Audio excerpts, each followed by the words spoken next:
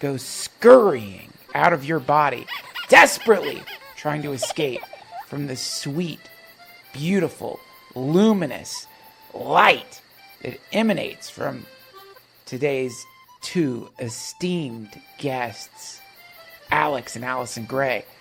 So before you listen to this, if you've got any demons in your body, or if anyone in your family is possessed by the demons of resistance, by the demons that make a person feel like they don't deserve to make art, if you've got wrapped around your brain some dark reptilian serpent-like entity that whispers over and over again into your ear that you shouldn't even bother starting some project, that you shouldn't even allow yourself the slightest inkling that you could be a great artist, that you could have within you the seeds of some beautiful forest of joy that you can grow into the time-space continuum through your creative output. If you have a muttering, inhibiting serpent like that, a stifling beast, a nullifying force within you that is trying to dam your creative outflow, then I present to you a step-by-step guide to constructing a demon-catching box that you can set up in the room that you'll be listening to this podcast in. And what this is going to do for you is when the demon of creative blockage comes scurrying out of your nose or your mouth or your ears or your asshole and tries to escape into some corner of your house to wait until you're at some weak moment where it can clamber back into one of your orifices, this is gonna lure the demon into a special kind of demon trap and ensure that never again will you have to deal with the embarrassing condition of being possessed by a demon. So, following is a step-by-step guide for making your own demon trap. How to build a demon trap in 10 steps. Step 1. Have your toad make love to your chicken. This is perhaps the most difficult step as it requires good luck and patience, and most importantly, a charismatic toad. Consider arranging a movie night for the two. Step 2. Your chicken will lay a ruby red egg that should glow in the light of the full moon. Take this egg to the Marianas Islands and present it to Pariki, the chief of the Chamorro people. He will thank you and take you on his boat to the Marianas Trench. Swim down to the deepest part of the Marianas Trench and gather 6 pieces from the broken obsidian obelisk you will find there. Step 4. By the time you return, the egg will have hatched and a basilisk will be running amok on Pariki's ship. Do not look the basilisk in the eyes or you will immediately be struck dead by God. Pluck a feather from the basilisk's tail. Step 5. Fly home and spend the next 3 days drinking scotch and listening to Elliott Smith. Step 6. Extract your earwax and use this as adhesive to assemble a cube using the obelisk pieces. Step 7. Find some parchment. It should be soft on both sides, highly absorbent, and strong. Use the basilisk feather to write your dreams upon this parchment. Don't hold back in writing down your dreams. Say everything, no matter how ridiculous your dreams may seem. Step 8. Carve a round hole in the obsidian cube. The hole should be about the size of the Dalai Lama's thumb. Put your dream parchment in the hole. Step 9. Listen to the following podcast. It will drive a tiny, shrieking demon out of one of your orifices, and this demon will go galloping into the obsidian box to wipe its ass on the parchment covered with your dreams. The demon will be eternally trapped in a stasis field. Step 10. Fly to Cuba and bury the box. In a few days, a cigar should grow there. Smoke this Cuban cigar. You've earned it. You're free from demons forever. Won't you be my neighbor? Won't you please? Won't you please? As simple as that, sweet friends. Get that demon out of your old waxy old soul hole, baby. It's time to be free. We're going to jump into this podcast with Alex and Allyson Grey, but first, some quick bees now. This episode of the DTFH is brought to you by the sweeties over at thetracker.com. That's TheTracker.com. Friends, you know as well as I do that it's damned easy to lose everything in this dimension. Here we are being aerosolized by time. We are dealing with the cruel forces of gravity. And let's face it, you don't remember 80% of the shit that happens to you. And if you do remember it, it's some murky, blurry memory like staring through thick swamp water with no goggles on. Half the time we're in a somnambulic, sleepwalking, zombie-like trance, muddling through our lives and leaving shit scattered around us in random places because we're half asleep. This is why we lose our keys. This is why we lose our backpack. This is why we lose everything. Also, we're stoned all the time. At least if you're me, we are. And so, I present to you the Tracker. This is an amazing thing. It's a tracking device. It's a Bluetooth tracking device. You place it on whatever you tend to lose.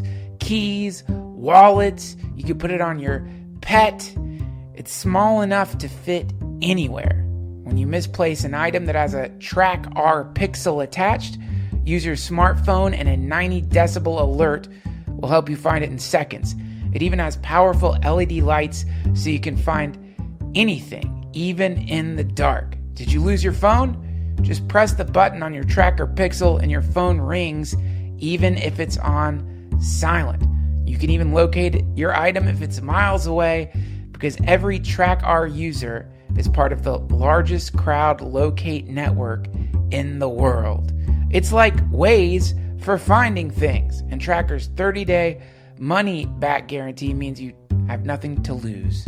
Go to thetracker.com/Duncan to get 20% off any order. That's thetracker.com/Duncan for 20% off. thetracker.com/Duncan. I've tried this thing out. It's awesome.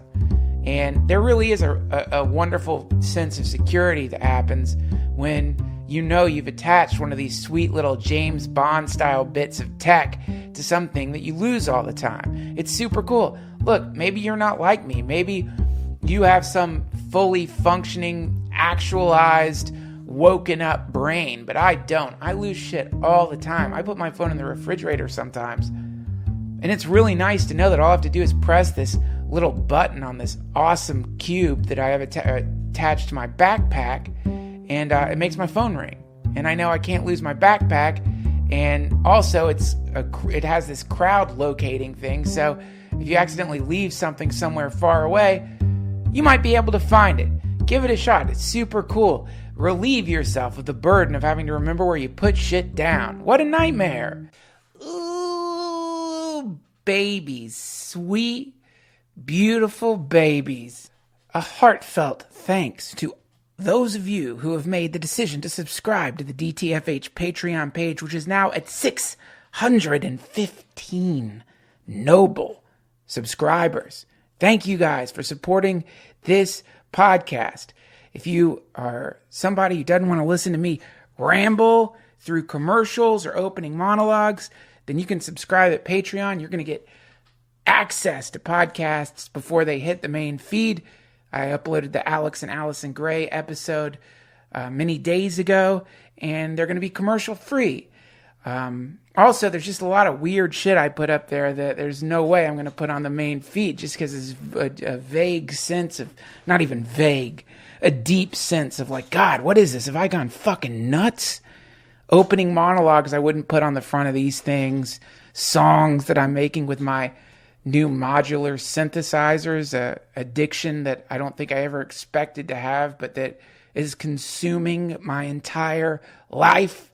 Lots of weird stuff over there. So if you want to dive deep into the deepest depths of the deep depths of the DTFH, head over to patreon.com/DTFH and subscribe. You will instantaneously connect with not just new weird shit from me, but also there's a community hanging out there of 615 people. So I invite you, subscribe, join, support the DTFH, enter into the inner sanctum and become one of the chosen few. Save your ancestors from hell. Also, a big thank you to those of you who continue to use the Amazon link, which is located at duncantrussell.com. The next time you're going to buy something from Amazon, just slide right through that link, and I'm going to tell you something to buy right now.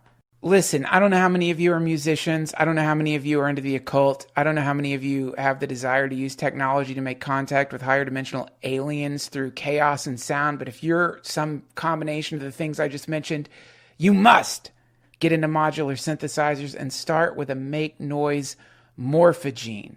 These things are crazy. You can't just buy it, though. You've also got to buy a make noise skiff, which is a thing you hook the modular synth into.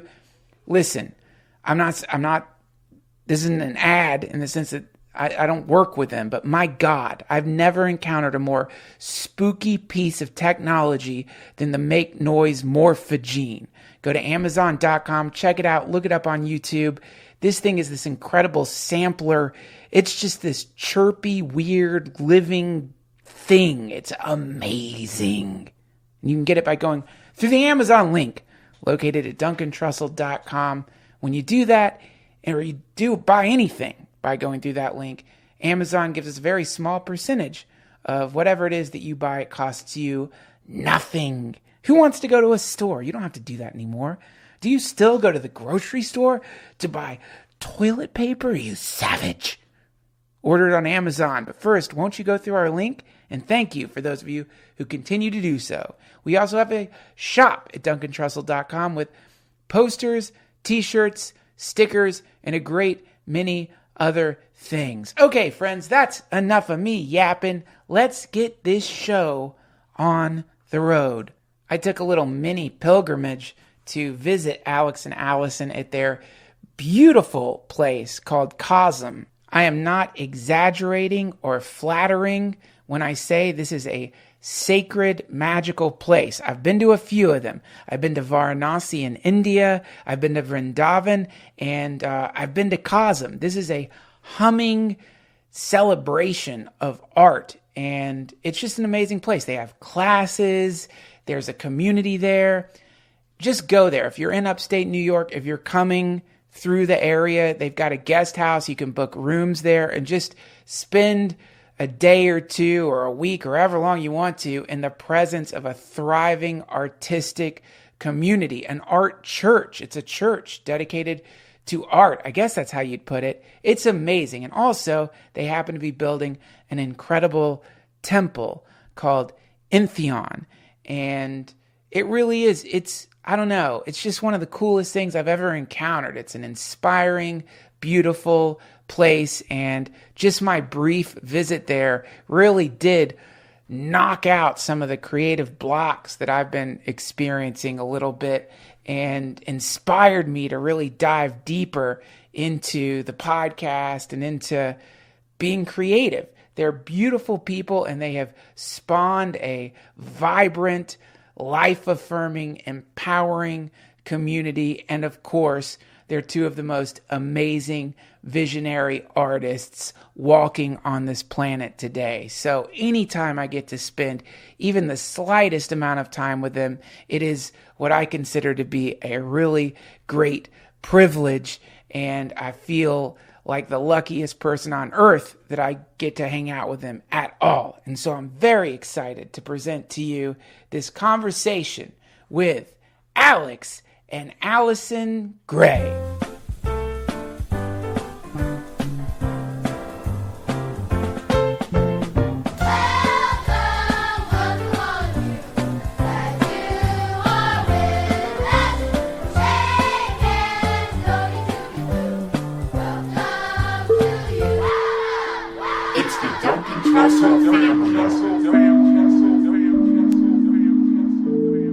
Can you talking to your mic? Hello. Yes, okay, we're set. Yeah. We're here. We're rolling. Warp, warp. Alex and Allyson, the gods, tried to keep our live podcast off the airwaves. Back here at Cosm. Thank you so much for giving me a second chance to record a conversation with you. Such an honor. Yeah, we're looking forward to revisiting some of those topics and to invent some new ones. I've got the first one I would love to ask you about. We were all hanging out last night, and you said that the imagination is magical. It's the source of magic. Did I mishear you? No, because neuroscientists, the best neuroscientists, would agree that everything that we experience is a figment of our imagination. Right. Which begs the question, what the hell is the imagination? Yes. And that gets to the central problem of existence. And if everything that we're experiencing is through the lens of the imagination, it's very difficult to get true perspective on that lens. Consciousness itself. It's like the fountainhead, the Godhead. Exactly. That's invisible because we're the fish swimming in it like an ocean. And the ocean of life, the ocean of love, that we're surrounded by, we're not present to unless we kind of relax our identity with our particular little cellular glob and start to see ourselves as more like a brook, a section in a brook Wow. of a flow that's going through through everything, you know, and that being a node in a network of a flow is more like what we really are. What about the nodes who feel like the part of the brook that they're in is polluted and rotten? What about those nodes? Or what about the nodes that feel completely alone in their brook? I mean, I hear what you're saying, and I think, yes, I'm here at Cosm looking around. Undeniably, we're in some kind of magical brook, some kind of outflow from source. Yes. But what do you guys have to say to people who haven't built an art church around them, an art community? What are they to do? Well, you're talking about feeling, Yes. and feeling is the responsibility of every individual. So people have to vision the life that they want to live. They have to live into a future that they love. So if you envision green and quiet around you, or if you envision skyscrapers and cars around you, and then live into it and love it, it doesn't matter. It's your feelings. You decide how you feel. So but you have to have a future that you want to live into, and in order to do that, you have to have imagination. Well, this is the thing, Alex and Allyson Grey, amazing artists, focused human beings, focused for a long time, and organized. You have literally organized this life around you. But so many of us feel fuzzy, to put it lightly. There isn't some compelling wind in our sails. We must create art. We must outflow this beauty into the world.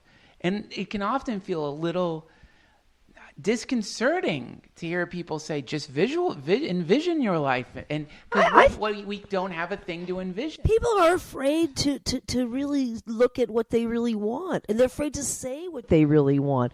If you would articulate, if anyone would articulate the life that they would love, put it on paper, do some writing, make it your creative life to envision the life you love. But what if I'm saying, what if, sometimes we get so drearily depressed. We do. Or sometimes you're just, I don't know, some folks are in their 20s they envisioning anything. Oh, like we were talking last night about, we're walking up. Gosh, you guys, I wish you were here. I wish I could bring you all here to see this beautiful place. We're walking through the woods, and we're talking about tattoos. In the dark. We're talking tattoos in the dark. But I was asking you two, do you have any tattoos? And I'm like, no. And Allyson said, do you have a tattoo? And I don't. And the reason being, anything I put on my body, I know I'm going to get bored of. I know it's going to be more of a reminder of a kind of semi-manic episode I must have been in when I decided to get Ganesh's mouse tattooed on my arm. But on your ass. Or both, yeah. Yeah, both. Right. But what I'm saying is, in the same way, sometimes when we consider a life vision, oh God, okay, I'm going to picture it. The beautiful house, the freedom, the whatever it may be, some other part of the mind kicks in and it's like, no way, you don't even want that. What's there to be wanted? You don't really want anything. But you know what you want. You see, what you do is you listen to the call. You get attracted to certain things. And if you don't make yourself wrong about it, if you don't say, oh, I shouldn't want that, you eliminate the shouldn't, and you just allow yourself to want what you want. At least think it through. You know what I mean? I think that a lot of people deny themselves for one reason or another. It's not you're not supposed to have that or I'm want never that. Okay, for example. Okay. I have a strong intuition that I will never live in a house with a water slide going down from my bedroom down into my atrium where my pool is. But let me just say this. I thought there was definitely a long period of time when I thought I would not want to leave the city. This is a big decision, okay, right. We've lived in the city. We still have a place in the city, thank God. But because I love the city. I lived in 2 big cities, and I love the city. So I thought I could never live in the country like my parents always wanted to, right? And then it became like a really, really good idea. So basically you just listen to the call. You have this inner voice that tells you it's time. Now it's time not to give up the place in the city because you love the city. Right. But also to, and really truly it's a thread through our life because I've always wanted a place, not all full-time living in the city like in the country like we do now, but that's because our work is here. Yeah. If our work wasn't here, I would not be here. Okay. I'm not into take a little vacation every weekend. That does not appeal to me unless my work is there. See, if I had a little vacation place, I would have a place to make art because that's what I want to do all the time. Yeah. And Alex always felt like, it's a waste of time to drive back and forth and all that. Well, our business is here, our life is here, and we have something that we love. But don't get mistaken that everything is the way we envision it because we envision things that we haven't accomplished yet too. I'm sure it's not as though you just in your mind imagine something and it forms around you conforming to your sorta. I mean, it does. You start visioning something enough and it will occur. We have this theory about it, and we're experimenting on it. I'll just tell you. We have been visioning the steeplehead of Entheon for many years. And Alex drew it, and then Ryan Tottle, our wonderful ZBrush artist, sculpted it. Who works at Disney and won an Oscar. Okay, so he's... I'm sorry, very quickly. Ryan Tottle sculpted Alex's drawing. Very quickly, would you mind, before we get into that, just letting people know what Entheon is so they understand. You're right. Entheon is the temple of the sanctuary of visionary art that we're building at Cosm. So we're in the process of building, and it's a sanctuary. So it has a steeple, and it's a sculpted building. Alex and Ryan worked for a couple of years to create 3-dimensional sculptures that are going to wrap the building. But the first sculpture that's going to go on the building is the steeplehead. And we have been creating we call them bots. They're little MakerBot sculptures of the steeplehead, and we paint them and we sell them to raise awareness of our project, Entheon. They're basically, worthless little sculptures that people can put on their altar, and they make a little investment. It helps us, and they put it on their altar, and they help us vision it into being. We call it visioning it into being. So we keep visioning it with this steeplehead. Now, guess what? The steeplehead is here. I mean, the steeplehead arrived from the playa where it first was exhibited after it came off the boat from Thailand. We brought it to the playa, and then we brought it here. So it's been here now for a couple of weeks. It's aluminum, cast aluminum, light enough to sit on top of our roof, which is nice. It still weighs, somewhere under 1,000 pounds. Yeah. But anyway, and it's hand painted. It's beautiful, and it's here. Now, that was years. But let me say this. In 1985, Alex and I sculpted the frames for the sacred mirrors for this temple. Okay? We had the vision of the temple in 1985 and immediately set to work building these 10.5-foot frames for them. So let's talk about this inspiration or vision to build a thing. Because a lot of us, there's two pieces to the problem that I can think of here. One, we need a vision so that we can envision something into existence. Two, we need the courage to believe that thing that we want to create is not an indication of the beginning of some spiral into madness. Because you two, these amazing, you're artists. So it pops into your head, I think it's time to start building a temple. But me, and many of us, when that pops into our head, and we're telling our friend, I think I'm going to start building a temple, and I want to start working on the steeplehead. Our friend is going to be like, cuckoo, let's exactly. Cuckoo. No, because you started a podcast, which has started a revolution, and people listen to you. I know that your numbers have grown logarithmically through the last few years, Duncan. Yes. Everybody is very impressed when they know that we know Duncan Trussell. They very impressed. Well, that's ridiculous. Seriously. Well, so you have grown this in that same way. It's different, but it's the same. Way different. Because if I go to that's because it's natural to you. We haven't started a podcast, and you keep wondering why. Well, we go to our friends and say, hey, I'm going to start a podcast. And the worst thing our friends are thinking is, please don't ask me to be on your podcast. That's all. But if you go, what I'm trying to get at, we love to be on your podcast, and everybody's. The thing I'm trying to get at is, okay, Moses gets a command from God, go free my people from Egypt. Noah gets God's like, a flood's coming. Build a giant boat. The most insane requests. So what I am saying is, and maybe the vision that we get is not something so spectacular, but equally potentially disastrous, which is quit your job. You're right. You're not supposed to be in this job. You're not supposed to be in this life situation, and it's time for you to leave it.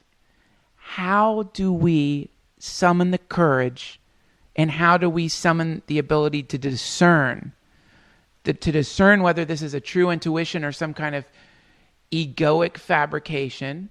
And if it is a true intuition, how do you have the guts to jump off that diving board? Well, don't go to Stupidville. That's what our teacher, Mickey Singer, says. Don't go to Stupidville. You don't have a job. You don't want to leave your job and go hungry. No. Right. You have to be wise. You have to do it in steps, and you have to do it in stages, and you have to have confidence. I think that's the thread that goes from conception to completion. Yeah, I think Jesus said something like, "Be innocent as doves and clever as serpents." Wow. And so in order to stealthily live awake while in polite society, you have to understand the conventions of society Right. and not bend them to breaking point in order to unleash your weirdness in Gotcha. in the place that not the right place.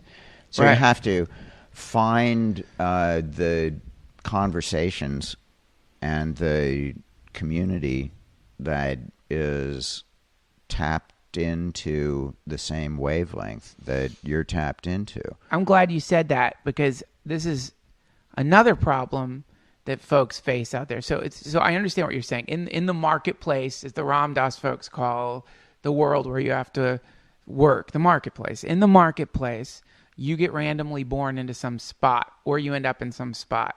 You're an 18-year-old kid, 22-year-old kid living in some rural part of Alabama. And you hear Alex Grey and Allyson Grey say, "Oh, find a community." And you're thinking, well, the only community, what am I going to join? You know, Right. There's no community here for me. Right. I'm not interested in being in any kind of like church, Southern fundamentalist Christian church group. This is the closest I get to this kind of hearing about communities is listening to folks like you two talking about it. So how do you balance? Well, here's rationality? I think one of the ways that's just naturally evolved has been festival culture. Those nodes, and you can imagine them as like they're a great mother lode kind of festival that aren't really festivals, like Burning Man. Burning Right. Man is kind of like the ultimate festival become a community of mini festivals Right. and It's called not a festival Right. because you once you get there, you put away your wallet. There's nothing to buy or Right. sell there. Right. So there's no like tribal market or anything like that. It's really like an monumental art fair is what I think of. it as, Exactly. too. And you express yourself and you come and share your self, and it's a gift economy. It's a reconception of everything. And Right. this is what I'm meaning is that these are deprogramming stations for religious excess. Wow. That many people wander into, or a festival or something like that, and somebody hands them a mushroom or something, and then they start thinking like, oh my goodness, I never read about this in any Bible or anything. Right. Like, I mean, what's this about? Now I know what God they're talking about when they say God, but yet I don't read anything about sacraments in the Bible. Or Right. maybe that Garden of Eden story is about something like this. What is this?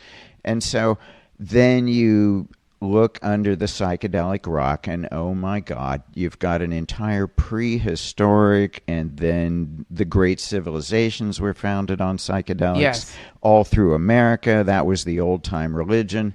So if you kind of go back before Christianity wiped out the Eleusinian mysteries, then you've got still a psychedelic Western culture. And so what you're saying is you go to one of these deprogramming stations, you have the revelation that there is an entire other thing going down that you didn't even know about. Right. You must be kidding me. There's a secret religion on Earth. There couldn't be. I thought I knew all the religions, but this one's not really named, and this one's decentralized, and yet it's vibrant. It does feel ancient, yet completely novel, brand new. And so you go back to your town, having gotten that download, and then what? What I'm saying is, if the idea is we have to don't go to Stupidville, well, what if we're living in Stupidville? All right. Well, you may want to look. You may want to live in Stupidville, and most people do. But if you want to live in a life you love, start bouncing it off of your favorite people. Is all I can say. Other people sometimes have insight about your life that you haven't even been willing to listen to yet. So be coachable. Right. Let somebody tell you. Probably, I don't know, people who you care about and trust. I mean, it's good to go to them for kind of a reality check sometimes. Right. When you want to jump off the edge. But you do hear about people who have an epiphany and they want to do something big. Yes. Because as Alex has heard in his inner voice, humanity hungers for a righteous task. So people have these like righteous task epiphanies, they just, it comes to them that they should do something or another. For Alex and I, our feeling was the greatest contribution that we could make together as two artists committed to our art would be to create a sacred offering of our work and event and ultimately a sacred space. Like the Sistine Chapel or Chartres Cathedral are some of the greatest works of art on earth that we think of because they are channeling in their wombs for the gestation of the awakening human spirit. These are voices that Alex has, the awakening, the gestation of the awakening human spirit. It's like that's what a temple is. It's a womb. Mm-hmm. So anyway, it's a container. So then we started to think as artists we could create the container. And so that's what we have felt is our underlying most important thing we could do. So everything kind of funnels towards that, and yet we make our individual paintings about every subject that we want to make them about. Anything that's interesting and calls us. But you have to listen to what's calling you, and then the voices that tell you shouldn't or you wouldn't. Like say you say I would love to be a musician, but I could never do it. Right. Well then, just start doing it. Don't give up your day job. Right. Just start doing it. And the more you do it, and the more seriously you take doing it, the more you'll get out of it, and the more you'll get known for it, and the more people will understand that that's who you really are. Right. And not, the assistant manager at Best Buy, but that you really are a great drummer. I mean, identify with the thing that you want to be identified with, which usually is something creative. Well, yes, and this is one thing that I really love about this place is that though it is a community that seems to be built around an idea that comes from God about building a temple, which just saying that feels wild, but it's not some kind of it's not like a loosely run ship here.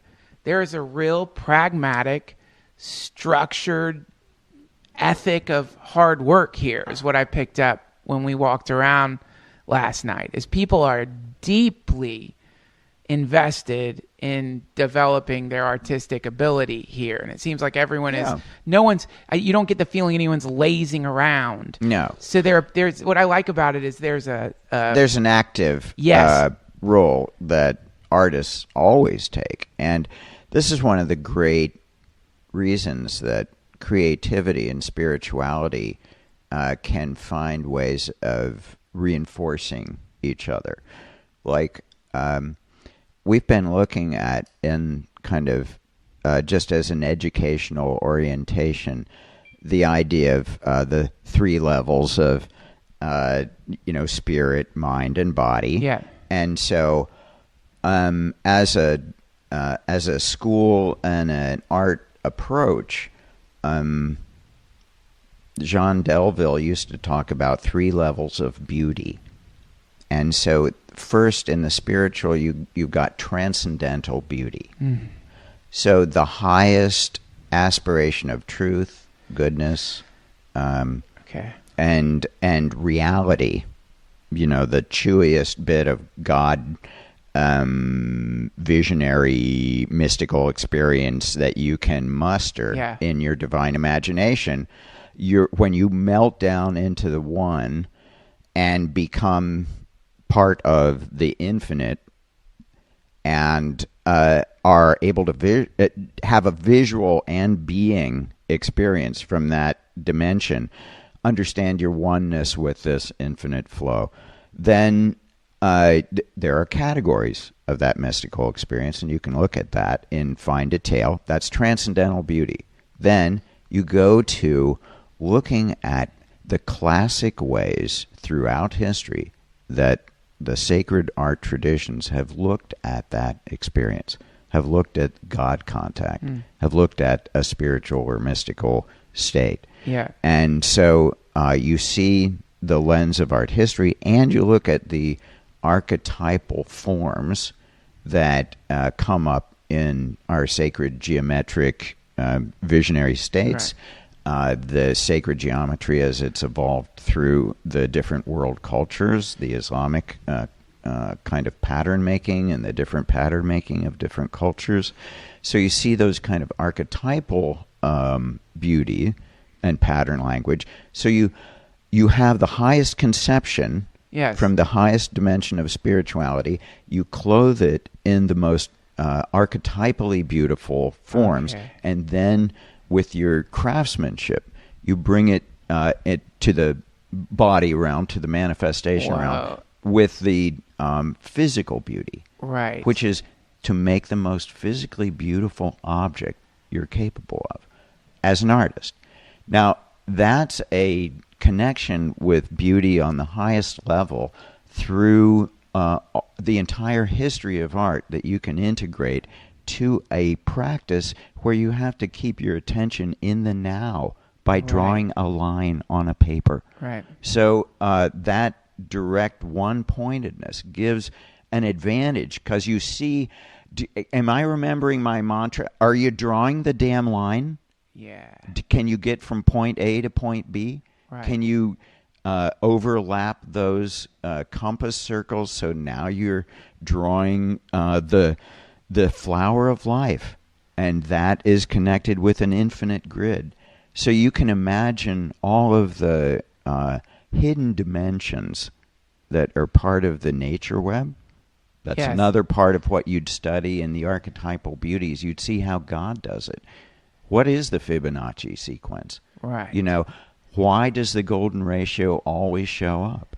Right. Tell us about Lowell Toast. Oh, Allyson. Yes, tell me. Oh, you have to mic. speak into your I mic. want to know to tell your own story because I. Okay, well, an old art professor, and the only time I really had a serious conversation with Lowell Tolstead, he wound up being a director at the Columbus College of Art and Design.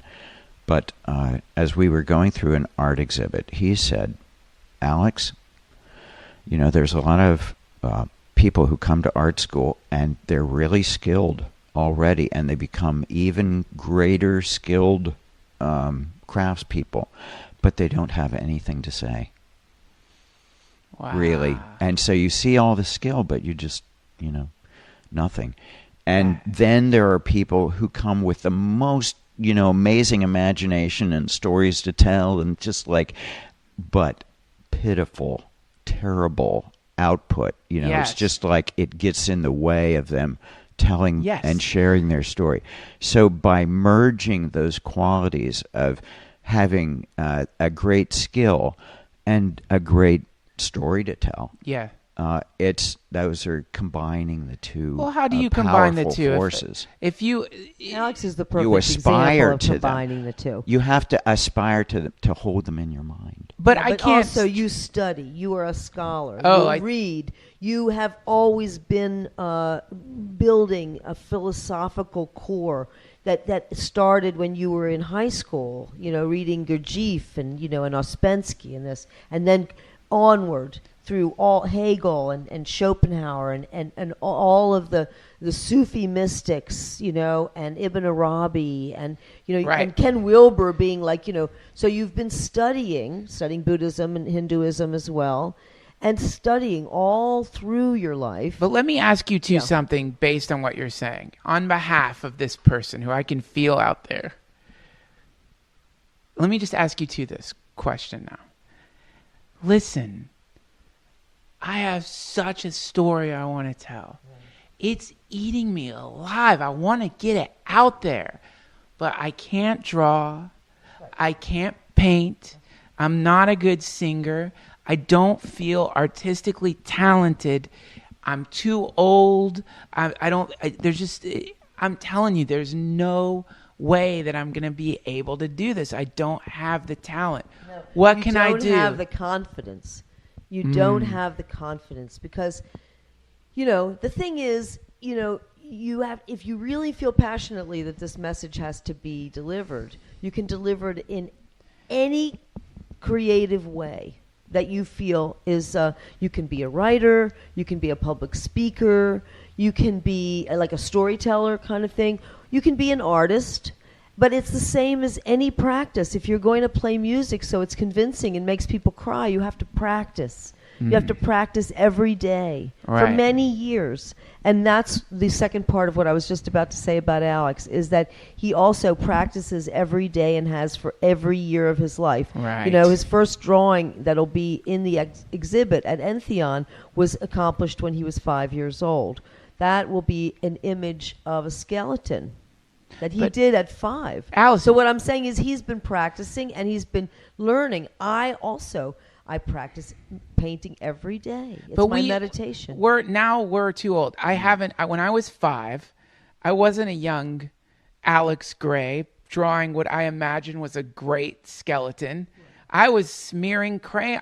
You know what I was doing? I was probably shoving crayons in my butt. That's as close as I was getting to do any kind of art when I was a kid. What I'm saying is you should try that today. And you would be on YouTube. Here's the technique of Duncan Trussell.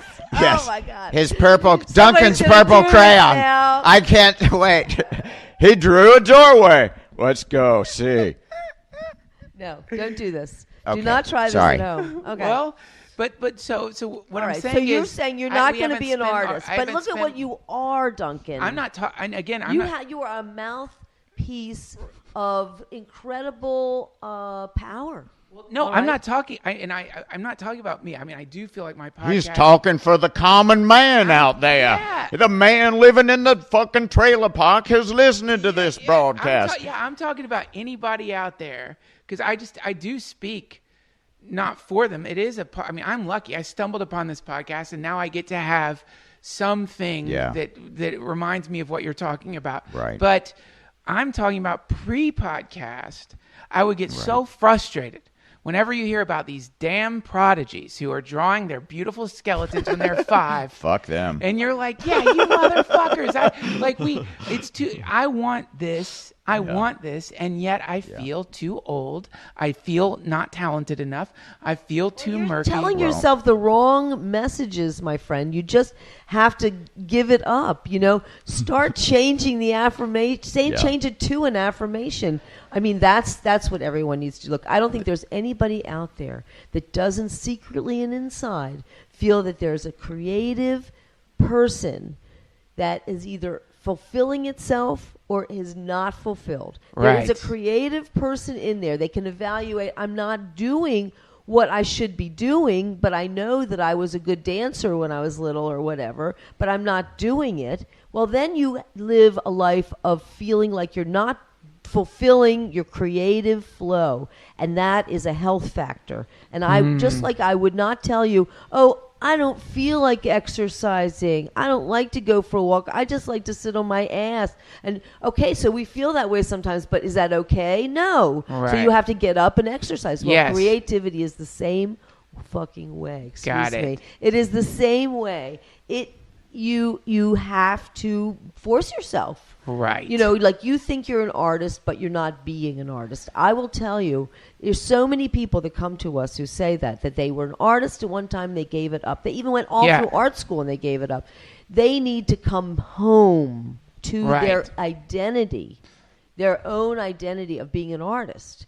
And if they don't, woe be to them. I say it is to your own peril that you ignore your creative call. Scary. Because it's a flow. Okay, think of what it is. It's the energy flow is now blocked. Right. And every time you see somebody else's art, you think, I should be doing that. Or I should be doing that. I should be doing that. I should be doing that. It's just like an engine that's like chugging along until you make yourself ill over it. Don't let that happen, okay? You do not have to be Lance Armstrong to enjoy riding a bike. Right. So get out there and make some art. And this is why we have, once a month, we have Art Church, which is basically come back to your core, who is your identity and make some art with us. We'll do it together. We'll hold hands. It's not so hard. You haven't made art since you were in kindergarten, but now you can. It's okay. Nobody cares. It's an inner visioning. We go inside, we vision, we try to see, how do you have an image? How do you even get one? And then how do you turn that image into marks and strokes? And should I use a number 2B pencil or should I use a red cadmium, whatever it is? You have to make those sort of rational decisions out of these kind of completely imaginary and intuitive ideas. So you're turning things from the intuitive mind into the rational mind. It's an incredible process, and we all do it whenever we're creating. We look at our soil and we say, what does it need to grow better tomatoes? And you start reading up on it, and you get better tomatoes. Yeah. Those kinds of things. You see, the smile came to your face when I said that, because you know how fulfilling that is, how that makes you feel good. Even gardening or growing, or you put some amazingly beautiful food. Everybody posts their food all the time. Right. This is their creativity, and they're fulfilling their creativity when they do that. Yes. I think that the never has it been easier for those of us who might say that we're not an artist or not that creative or something. Never has it been easier for us to use the tools in social media to start to share our lives anyway, because we can all take pictures of whatever's going on around us and share them. No excuse. And it's possible, and it's I think that the way that we think about it is that your life is your greatest creation. It's your greatest work of art, and you're the author, if nothing else, of the story of your life, the way that you at least will tell what's going on. And so if you're responsible for being the author of the story of your life, how are you going to craft the narrative? Are you going to be the victim, or are you going to be cause in the matter? And so Or you're going to be what in the mind? Cause. You're the Are you cause going or to the are victim? you going to be responsible for what's going on? Gotcha. Or are you going to try to foist that off on somebody else? Made me do it, or I'm living my life in response to to some other asshole or something like that. I don't want to define myself that way. I want to find out from the highest level of beauty what the divine thinks I ought to be doing. Yeah. And test that before you just go off and do it. You ask again. You say, "Are you sure you want me to such and so? Yeah. Give me a sign here," and wait for it and listen and pray and meditate and really ask the divine, ask your imagination. If you don't believe in the divine, ask whatever love and the highest possibility for you in your life is. Ask that potential what it wants of you in your life. Can you remember your mission? Can you have anamnesis? Can you forget forgetting? Wow. And remember who you really are? Wow. And then orient yourself to the vertical, to the true, and to the good, and to the beautiful. Yeah. If you can reorient yourself, then making any kind of creative statement from that is probably going to come out fine, And really, if you just tap into your feeling, you can tap into the healing nature of art. And because creativity has no mythology about it. You don't have to believe anything. There's no dogma involved.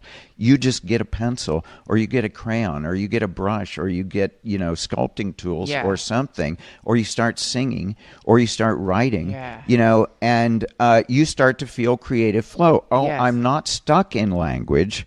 I can tap into this and use it to reimagine the story of my life. Wow. And the way that I think about things, and maybe what I'm going to be doing. what do I want to dedicate my life to? What am I in service to? And how does that show up in my life? Right. And so if you're in service to love, if you're in service to a universal love that is all embracing, we're not talking about us and them. We're talking about all of us. You know, somehow we've all got to be able to get along and make something beautiful together, or, you know, we're not going to have a world. Right. And we need people to tell us the truth, not to spread lies. Wow, that is so beautiful. It's this, what you're talking about is in my least afraid moments. I fantasize about this reality that you're talking about. And I do believe that you get marching orders from the universe. And I do believe that it's God. But do you think you two could talk a little bit about the kind of sacred fear that emerges in a person when they actually experience the point of contact? That, you know, so many people, we watch the movies and we imagine getting to meet an alien or getting to see the thing or the special thing or see something, see Bigfoot, see the proof of the thing itself. But then sometimes when it happens, and Alex, yesterday you were talking about how scientists sometimes when they make a big discovery, they stop because there's a feeling of fear. I just wonder the uncanny. I wonder if you two could address how to overcome that woozy sense of fear when you walk into that part of the universe. I think you'd have to be anesthetized not to feel that, you know. I mean, there are things that are so weird that we can't look at them. And if we start looking at them, we start feeling really weird, you know. And so it's like it just keeps people away from. And that's one of the things that plagues parapsychology, you know, because they can demonstrate in test after test. The best parapsychologists, actually, they're some of the best scientists on earth because nobody believes them. They have to get their results so tight. Right. And so, no, we're going to do this again. What? Yeah. No, again, man, you know. And so they really go over stuff. And now Dean Radin, the great parapsychologist, has got metadata on multiple tests that have been run successfully over time.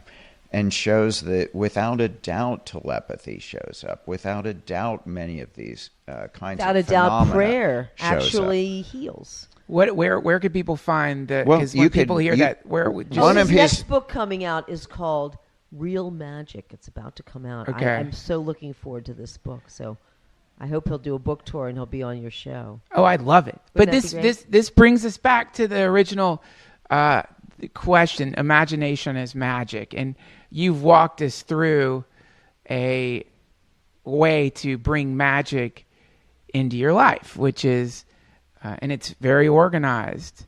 But one thing you didn't quite address, and I'm really interested in this. Okay, I'm sorry. Close Encounters of the Third Kind. Spoiler alert.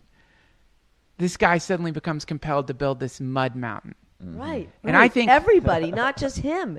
Then there's all these other people that they saw it too. But don't you think? Well, I think that's who we are. Yes. I think that's the psychedelic movement. Yes. You see, that's what the movie's about, isn't it? People from every age now, because everybody, you know, that's our age was doing it in the 60s, right? And so all up through there, people, it was like a broccoli sprouting open with the amount of people that were trying this substance and other psychedelic substances. And they are having incredible experiences and openings, you know, like Bill Hicks was coming out and you know, claiming incredible benefits and value from this experience. Now psychedelic science is taking it on, and they're finding that the benefits are very real and very measurable. That these substances are extremely useful. But people want to get together. They want to be in community when this happens, don't they? Yes, but before we get to be in community, and maybe it's just because I'm a negative or sorry, I have a dark streak in me or something, and this is the thing I would like you guys to address. Because you are in the flow. It's coming through you. Anytime I'm around you, you're painting. Alex, you're drawing right now. You are in the flow. But what I'm talking about is, and sort of what gets covered in the War of Art, as what he calls resistance, I would just love it if you two could address the various forms of resistance that will emerge the moment you decide to become a servant of love and actualize that through your art, and some of the challenges people can expect to face or may currently be facing, and ways that we can overcome these blocks so that we can be pulled more downstream. I want to address, letting the blocks out, because people a lot of times do ask about creative blocks. How do I get started? I'm blocked. I mean, I think that we have to know ourselves and where what we'd love to be doing, and then go toward joy. But we can't. We have the blocks are, you have to have a job, you have to make a living, you have children that need you, you have a partner that needs some attention. So you have a lot of responsibilities in your life, and creativity is mandatory. So it's part of what you must put into your life, no matter what. And so there takes 3 things really, or 4 things to have a creative life. I mean, first of all, it exists in the material world. Art is not art when it's in your mind. Okay. It's art only when it comes out as evidence, and it's your intention that it's art. That's the definition of art. And that would be for music as well. So if you have music going around in your mind, it's not art yet. It's not even music. It's just something in your mind. Right. You have to get it out. So once you've gotten it out, it's in your studio, but you haven't shared it. Yes. So it's in the outer world of the individual, but it's not in the outer world yet of the collective. And that's when you get it out. You either put it on Facebook, or you have a show, or you know, a coffee shop, whatever. That's outer world collective. Other people get to share it. And then there's the inner world of the collective, which is the response to your work. It's the face button. Wow. I mean, it's the Facebook like button. Yeah. It's the it's the YouTube don't like button. It's a don't like button. It's the reviews. Comment. It's the T-shirts that people wear of your work, and the way they buy the objects and have them and want them and use them. And then after that, they use what they've learned from it, or they take something with them into their own life or into their own work. So you'll see art that has a little bit of Alex Grey in it. That's right. Okay. So anyway, and they take it into the future of their own creativity. That's a spiraling upward effect of creativity. Wow. If you go full round to the inner world of the collective, it becomes a meme, and then other people use it. Okay. Right? Wow. So that's upwardly spiraling. That's our community. You see, by the way, the psychedelic community is attractive because it's upwardly spiraling. Healthy people, loving people, happy people, successful people, beautiful people, and creative people. And so this is an attractor for the general public. People want that. They want happiness, they want health, they want love, and they see that in the Love Tribe.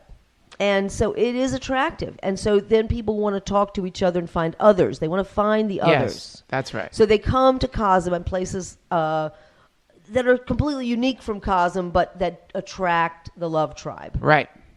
And ones that are like Cosm. A lot of people come here and say, well, we're doing exactly what you're doing. But you find out it's all very unique. Whatever everybody's doing in their collective communities, because you keep hearing about communities that Allyson, if I was listening to this, I would not have the guts to come to Cosm. I think if I was listening to this and I was a young... Sorry, it was a bad... No, no, I know, Allyson, I'm saying this not because you did something bad. I'm saying this because I would feel too insecure, and I would find that I'm just thinking of me in the life of a young artist or an old artist. Let me tell you about the people that come here. Just they find the others, and they're inspired. So I just wanted to say that. I'm going to let you talk, but I had to say I'm just saying, taking the leap. They find love, and they find the others. Okay, so I'm going to go to Cosm, going online, and then I could see myself getting as far as looking at the thing.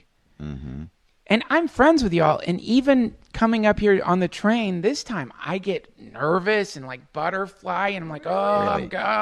Yeah, because you guys don't realize it because you live in the midst of this cyclone of creativity.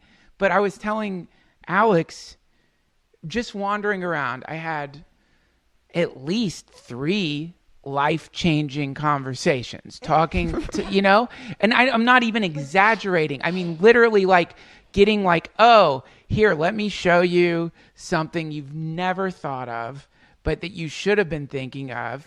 And that happened to the point where I just was stammering. So by the end of like walking around here, I'm like, I seem like I've had a stroke. I'm like kind of mumbling. You make it sound terrible. He was drooling last night. Did you see? Stammering. Yeah. No, it's just because my brain is like melting out my ears. So what I'm saying is, how do we overcome this block of coming to places like this? I think that people have to realize that every artist also faces blocks and fears themselves, and that it's very natural to have to be able to confront some of the fears that you have, even if they're unconscious, in order to make creative actions. There's all kinds of sometimes repercussions in people's lives that are unanticipated in things, and so there's a fear to break convention from what they're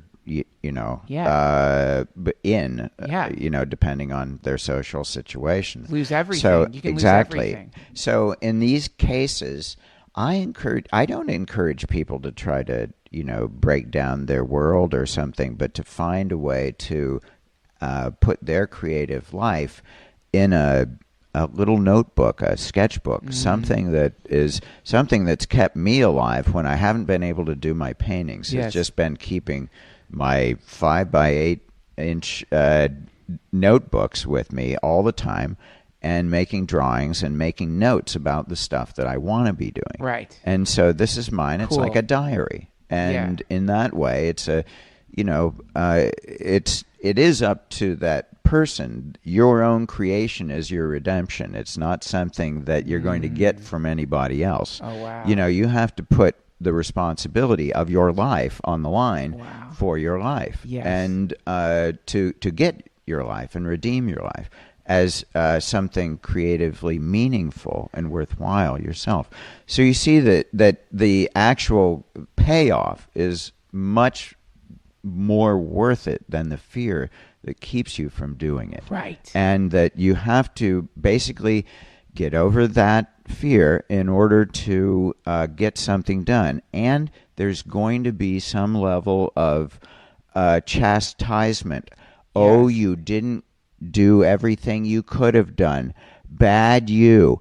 You're going to have to basically get the naughty finger of your unconscious that is telling you that you could have and should have activated. And mostly it's the fear of confronting that first wave of guilt of having not activated our creative lives that keeps us from activating our creative life. Because we know we have to go through a little, I know. I'm sorry, creative self, soul.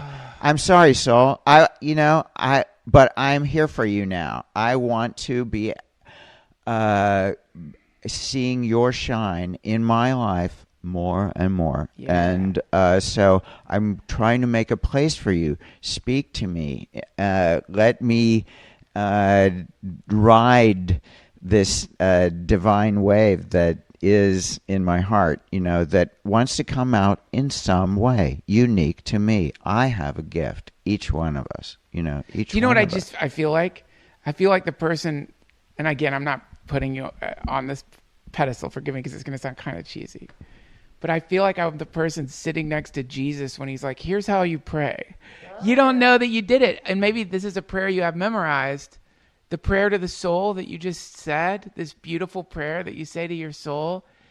I'll play it back for you. Don't realize you just wrote this incredibly poignant, beautiful prayer that you say to that part of you Right. that for so many years has been locked in a tower doing just... You're rescued. Hey, the prince, your own self-saving prince, has come through the window, kissed you with love's first kiss.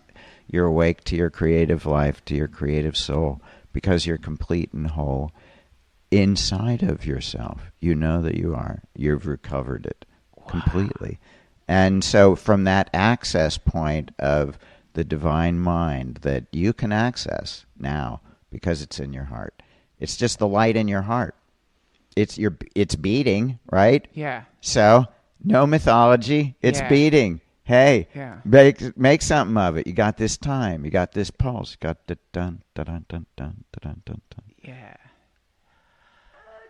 Wow. you. I love you guys so much. I love talking to people about creative block. If anybody Ah. ever wants to talk to me about their life or their art, they can write to me at Allyson, ALLYSON, at cosm.org. And I have a blog, Ask Allyson About Art and Life. And Cool. we talk about a lot of these things, about, people's desire to have a practice, a spiritual Yeah. practice of art Yeah. in their life. And so... Well, this is, I know we're at an hour and you guys are very busy.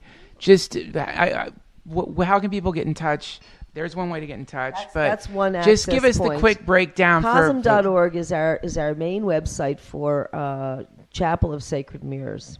And from there you can also go to alexgray.com to find out more about Alex's art specifically, especially his paintings and performances.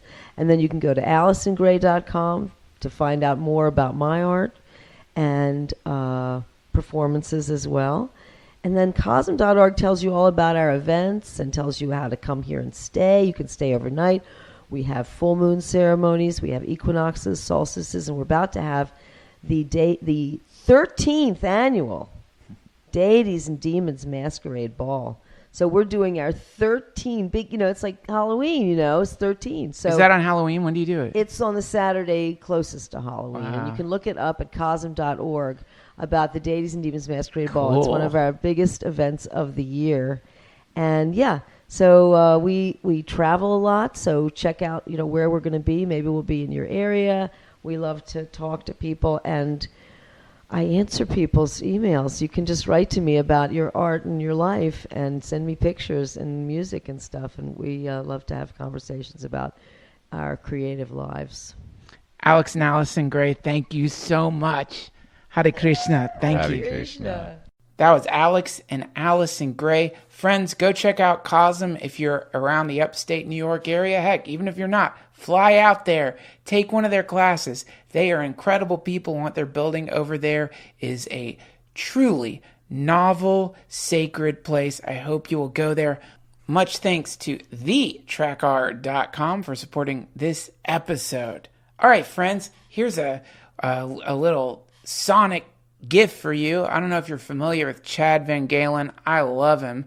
I've been emailing with Sub Pop because I'm hoping to get him on the podcast, but they were kind enough to give me permission to play this song of his, which is a real blazer. Also, the animated video for it is one of the coolest, trippiest things you ever saw.